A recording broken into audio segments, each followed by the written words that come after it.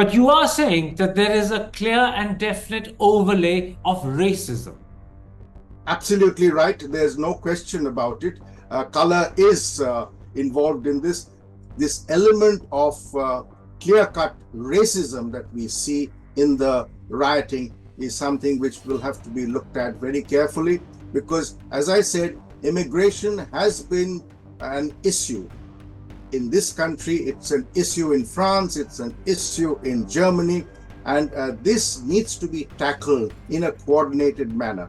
And they have to find a solution to this because unchecked immigration is going to inflame these kind of base sentiments. And therefore, I think there will be disturbances in future.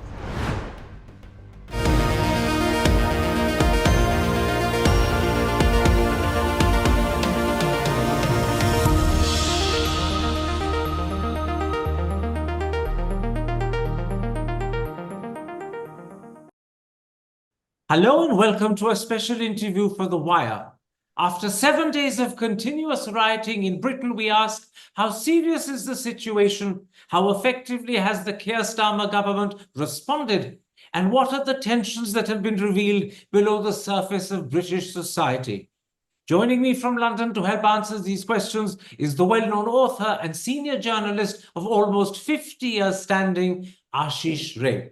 Ashis Ray, the United Kingdom has gone through 7 consecutive days of riots, which Prime Minister Starmer has called violent right-wing thuggery, and the Sunday Times has described as a dark week for the UK. So let me start by asking, how serious is the situation?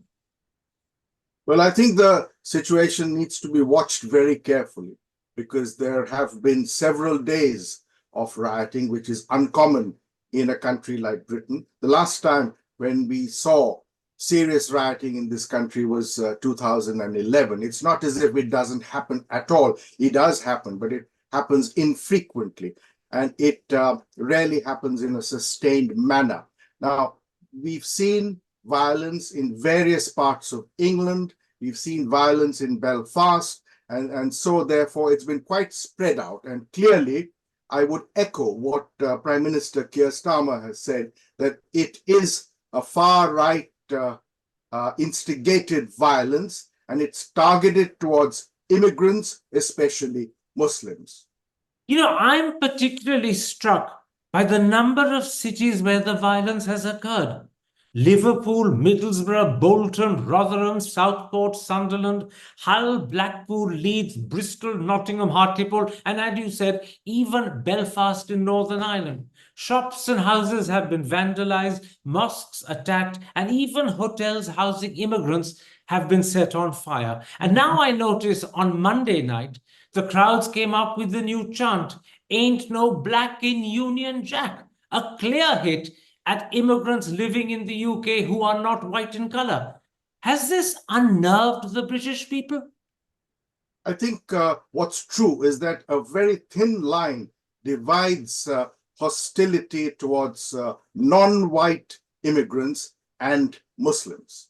And it's broadly, I think, an anti-immigration sentiment, and which has been developing over time. It was seen not quite in a racist manner, but during the anti-Brexit, or rather the Brexit feelings, and which resulted in a vote, as you know, in terms of Britain leaving the European Union. But I would say that the hostility towards Eastern Europeans could not be categorized as racist, but certainly what we are witnessing now, and this is, I suppose, partly a result of more immigration from non-white countries, which has been troubling the far right in this country.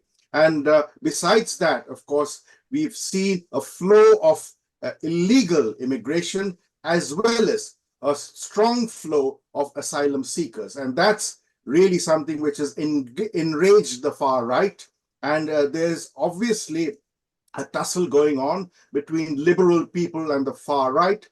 Clearly, the far right is in a minority, but they are a very vocal and violent minority at the moment.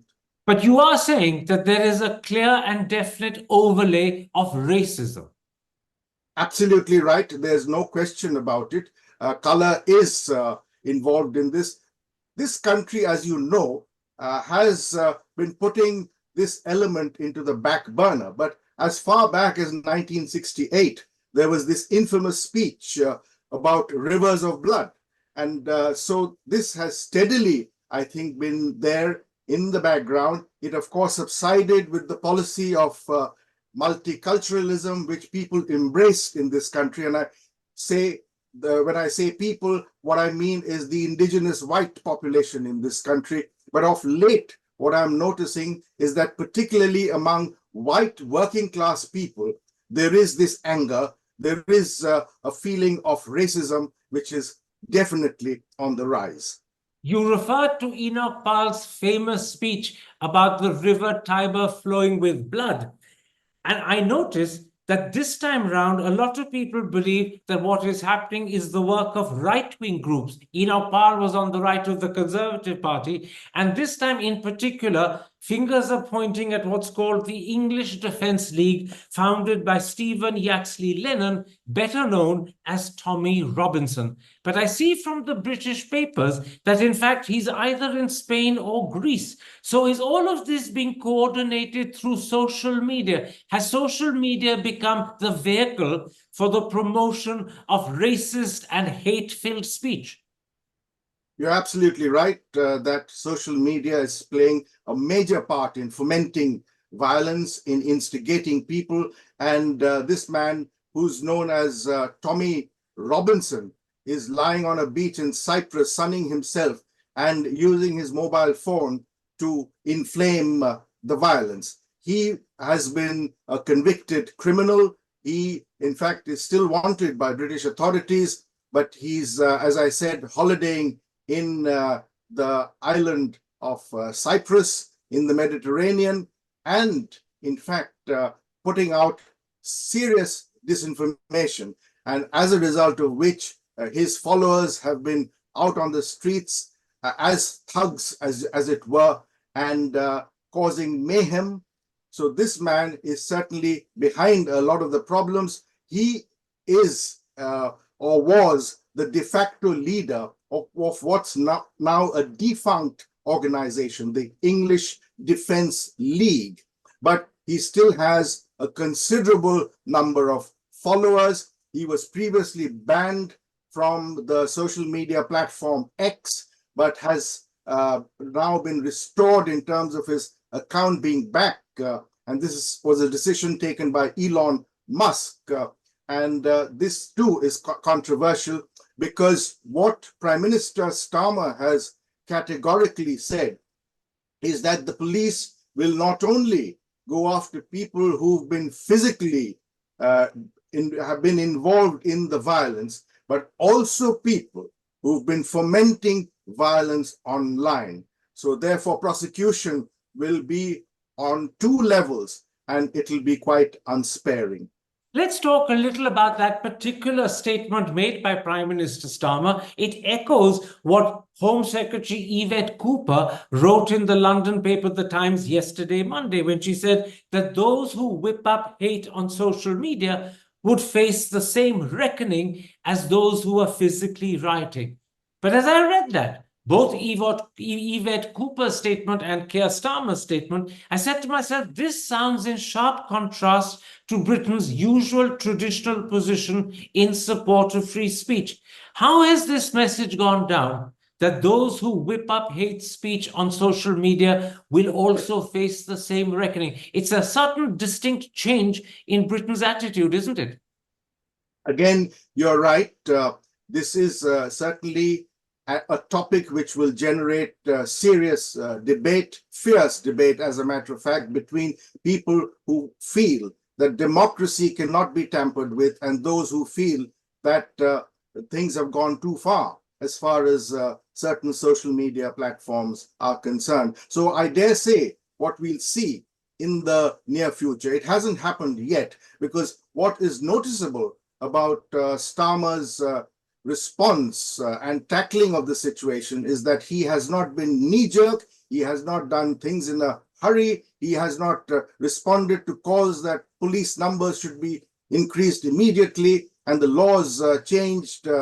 But what he is perhaps likely to do when Parliament is back in session, it's in recess at the moment over the summer period, but when he's back, I dare say they will look carefully at the laws which look after the freedom of social media. I don't think a ban is possible, but certain laws, amendments to laws may be introduced as a result of which misbehavior on social media can be tackled more effectively by police. Now, according to the BBC yesterday, Peter Kyle, the Science and Technology Secretary, has also spoken of action against social media platforms. To my mind, that's one step beyond Yvette Cooper and Keir Starmer. As you pointed out, Tommy Robinson was permanently banned from Twitter in 2018, but Elon Musk, late last year, let him back. And articles in The Guardian, which I'm going to quote, have said the resurgence of right-wing violence in the UK is in part due to Elon Musk's decision to allow figures such as Tommy Robinson back on the social media platform X. Could the British government go that one step further and take tough action, whatever that tough action might be, against Twitter, against Facebook, against TikTok, for allowing social media messages of hate and violence to proliferate? What I do anticipate is action. How tough the action will be, I am not very sure, because there is a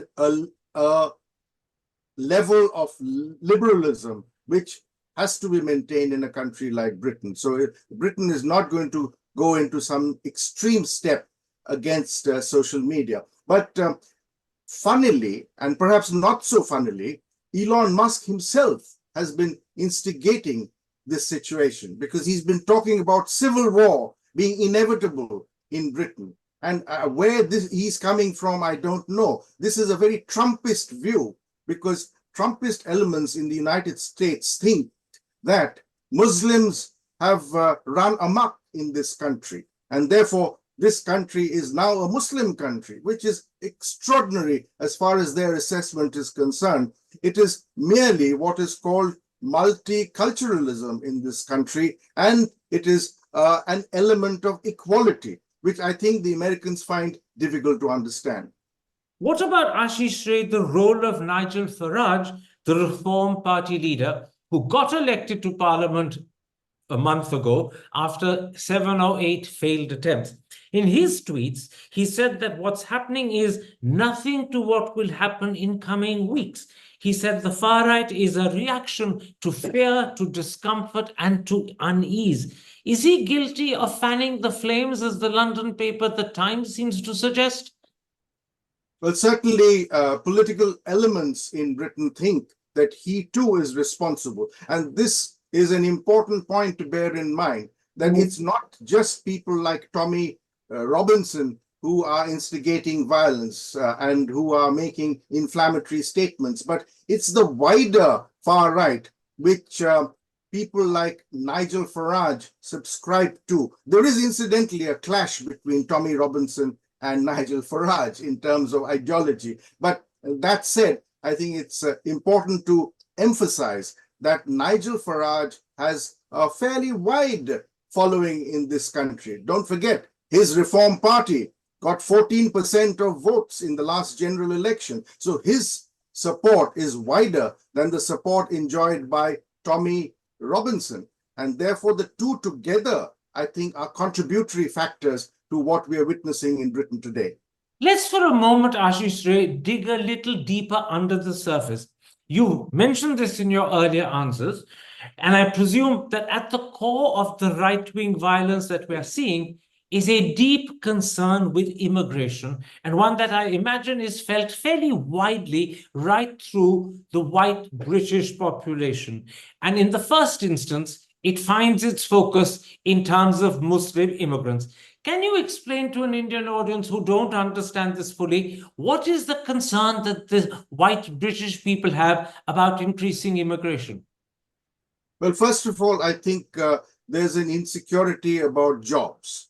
Secondly, there's distaste in terms of housing and other benefits going to immigrants immediately upon their arrival, and therefore squeezing out the indigenous community. The wariness about Muslims stem from 9/11, which were clearly became enhanced after what happened in the United States. And thereafter, if you recall, there were bombings on London transport in 2005. And so, therefore, there has been a certain amount of caution, if you like, about British Muslims in this country as far as the indigenous white community are concerned. And that said, I think we are witnessing, I suppose, a manifestation of that when we talk about this hostility towards immigrants. Is there a sense in which some people are beginning to feel that maybe multiculturalism has gone one or two steps too far? I've said this before many times. I've written about it quite extensively, that I feel that multiculturalism, which was meant to encourage greater, richer cultures to blend into British culture, has become really a statement in terms of religious identity.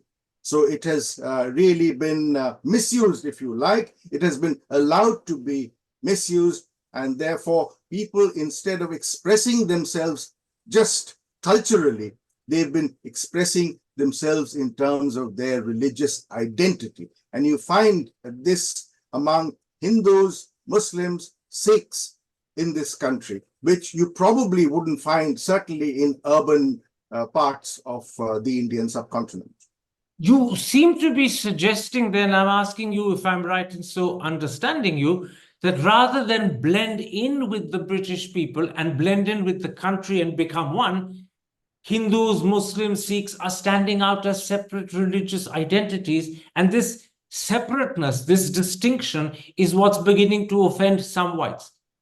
Absolutely right, because integration has not taken place. It used to take place before the policy of multiculturalism came into being. What I would consider to be a watershed is the arrival of East African Asians in this country. Now, contrary to people who came directly from the Indian subcontinent or the West Indies, prior to the influx from East Africa, I think people were generally integrating into the British system. But the East Africans brought with them a culture which was very much a culture where in East Africa, they were quite accustomed to living the Indian way. And this was in contrast to people who had come earlier from, as I said, the subcontinent and the West Indies. And that being the case, they gradually asserted themselves, and the practices that they maintained in East Africa continued in Britain. They were allowed to continue in that manner and therefore evolved. Even in the Conservative Party under Margaret Thatcher, the acceptance of multiculturalism.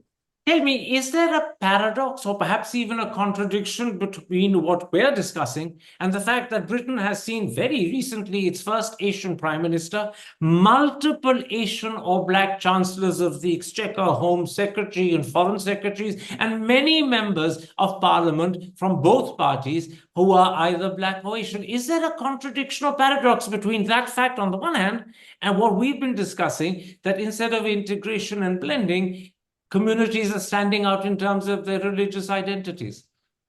Well, what's happening is this, that the violence that we are witnessing in Britain at the moment is really a reflection of a fringe element.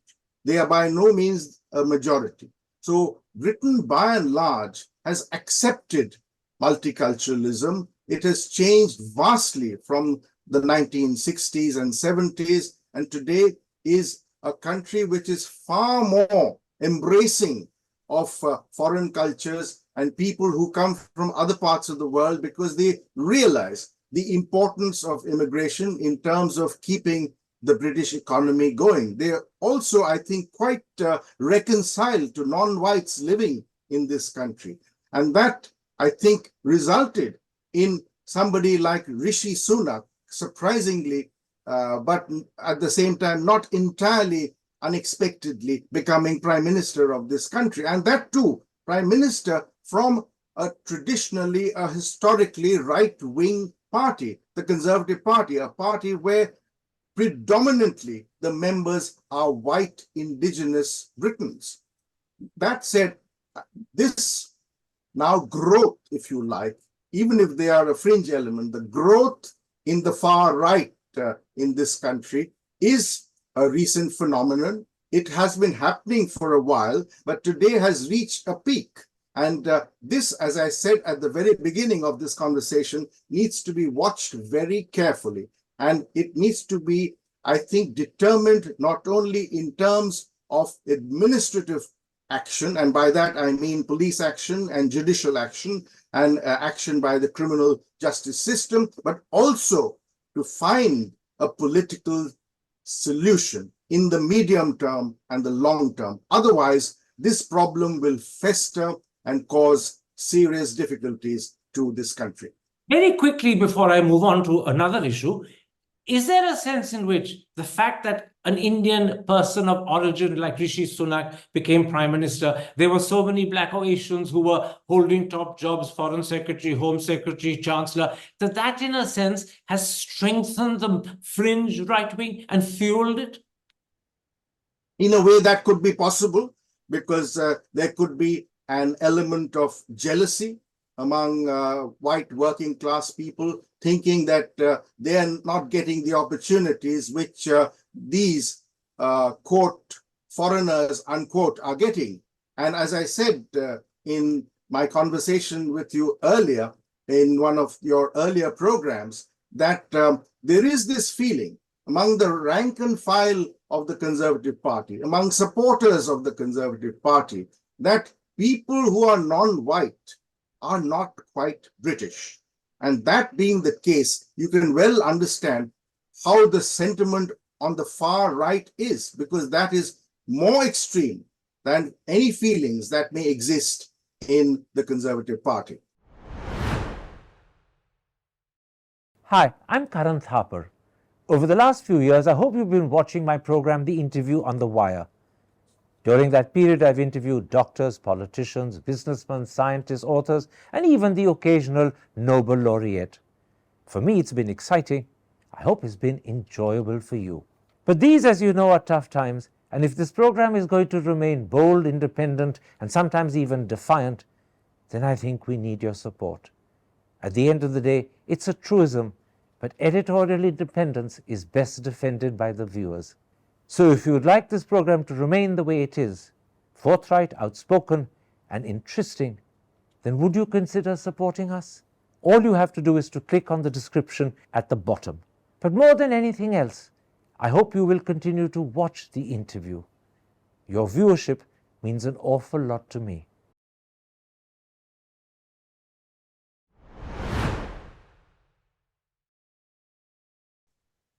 My last issue, how serious a test has this become for the new Starmer government? On Sunday, the Prime Minister spoke to the nation on television. On Monday, he convened an emergency Cobra meeting, the government's top security body. He's also guaranteed greater protection for mosques. And I notice he's now promised to create a standing army of police to battle violence, although he hasn't explained quite what he means by standing army. Does all of that amount to an effective response? Well, let me put it this way. It's a very early test for a new government, a government which has been in office for nearly a month. And Starmer's advantage is that he comes from a background which is very experienced in these matters. As you obviously know, he was director of the Crown Prosecution Service. He's a barrister by training. Therefore, he knows exactly how thugs are to be tackled, how thugs are to be prosecuted. And so his reaction has not been an overreaction, which I think is good. It's been mature. And what he's made very clear is that the police have enough powers and that action will be taken as per law. And Already, as you know, more than 400 arrests have taken place. And since yesterday, the courts have been functioning. He has requested the courts to work 24 hours, to work non-stop, to dispose of these cases early and quickly. So what's happening at the moment is that these accused are being produced in court, they are being charged, and they are being remanded to custody. And the trials will take place in another, let's say, couple of weeks. But that said, I think he will have to look at the bigger picture. You mentioned this army of people that he talks about. These are basically police officers, specialist police officers who have now formed a committee to coordinate action nationwide in this country. There's this other element which he's talked about, the use of technology to track down elements who've been causing disturbance. And by that, I can cite one example, for instance, face recognition technology. So what will happen in due course is that before these thugs can even board a train or a coach to go to a particular place to cause violence, they will be stopped by police. And so those are the measures that he's talked about. But once again, let me stress that I do foresee some amendments at the very least to laws which exist, if not new laws themselves coming into being to tackle the problem, because the problem is on two fronts. One is on the streets, where the thugs are operating quite in a wanton manner, and the other is, of course, this menace from social media. This is a serious current day problem worldwide, and therefore this will have to be looked at carefully. Once again, Starmer's background as a barrister helps him, and he will, I feel, be able to bring the situation under control. It's not under control yet, let me hasten to add, because until last night there was violence, there were troubles in Birmingham, in Plymouth, in even Belfast once again. So it is fairly widespread. It's simmering, and I think only over time we will see how it goes. It could flare up again in the coming weekend, because that's when people think it's an opportune moment to go onto the streets and create problems. But that said, I think every evening there's been some incident or the other, including yesterday evening. You mentioned that before he became a politician and joined the Labour Party, Starmer was Director of Public Prosecutions. In fact, he was DPP in 2011 when Britain was badly shaken by riots. So not only does he have the experience of prosecution and of a barrister, but he actually has specific experience of being DPP during the last worst riots.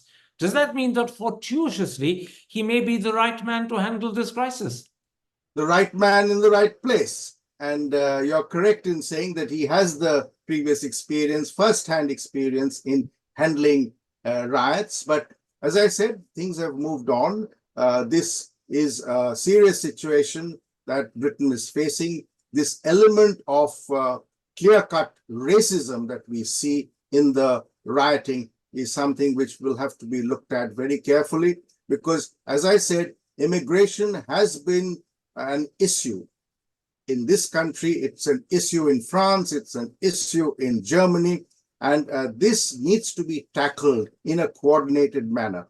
And they have to find a solution to this, because unchecked immigration is going to inflame these kind of base sentiments, and therefore I think there will be disturbances in future if it is tackled properly. Generally speaking, let me put it this way: if the economy is doing well, these things don't happen. On the other hand, at the moment, what you really think is that employment is very high in this country. The problem, though, is that the cost of living crisis has not abated totally as yet. And that, I think, is a trigger point. Although I will say this very clearly: what was the immediate trigger to what's been happening in the past week? It's very simple. A boy who is black, who was involved in killings, ran amok in Stockport, killed 3 girls because of the fact that he was black. There was this wide disinformation on social media that he is Muslim, which he wasn't.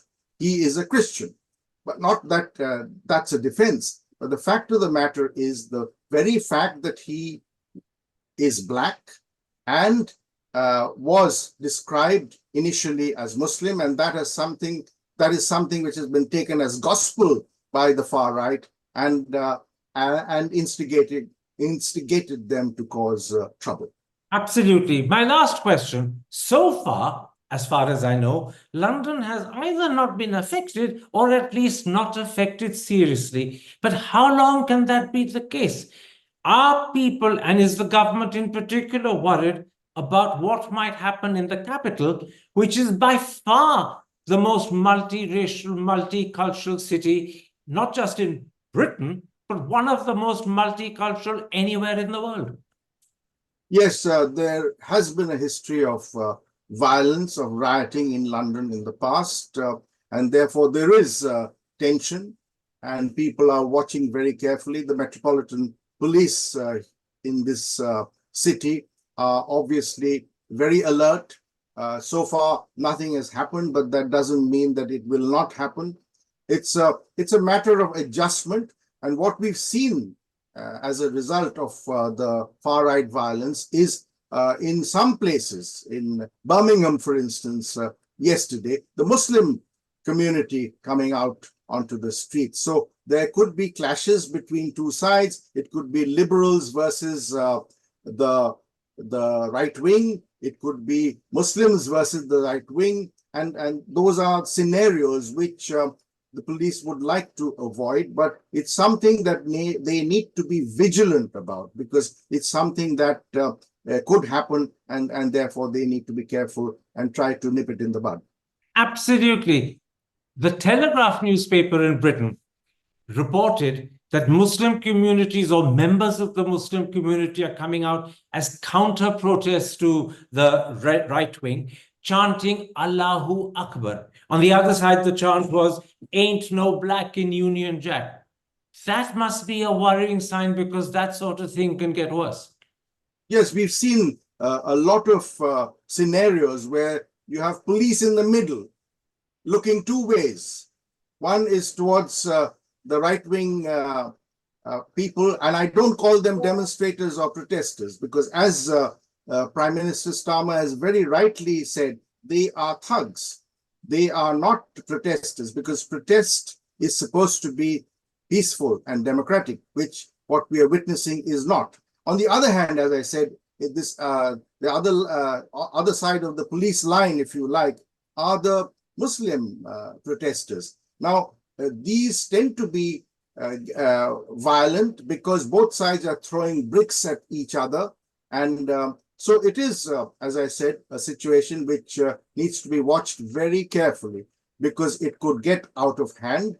And it is particularly in cities where you have strong Muslim populations liable to go in that direction. So there's one other point I'd like to make, that if you notice as to the places where violence has taken place, not every place, but in the northwest and the northeast of England, these are places which voted strongly for Brexit.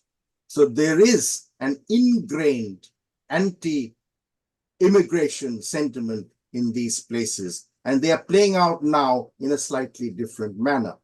Although I should add that it is not just local people who are creating violence, but it's also people who are descending on these cities and towns and creating trouble.